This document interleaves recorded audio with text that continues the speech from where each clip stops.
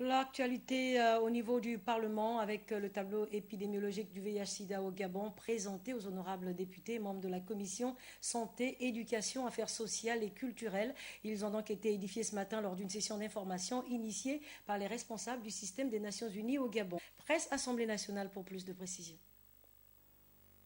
Éclairer la lanterne des honorables députés sur la situation épidémiologique du VIH-Sida au Gabon et les outiller sur la question, c'est tout l'intérêt de la présente session de mobilisation et d'information initiée dans la foulée de la Journée mondiale de la lutte contre le VIH-Sida à leur intention par les responsables locaux du système des Nations Unies. En termes de personnes vivant avec le VIH, le nombre total est estimé à 53 000 personnes vivant avec le VIH, tout âge confondu, en sachant que plus du double de ces personnes-là, c'est surtout pour les femmes vivant avec le VIH.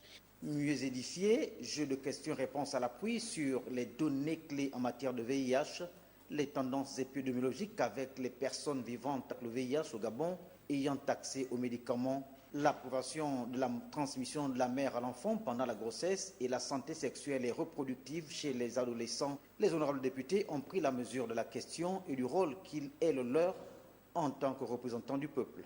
Nous devons être plus pragmatiques, sinon nous nous rendons responsables de la perte en vie humaine de tous ceux qui nous entourent. Nous devons donc accompagner ceux qui en souffrent.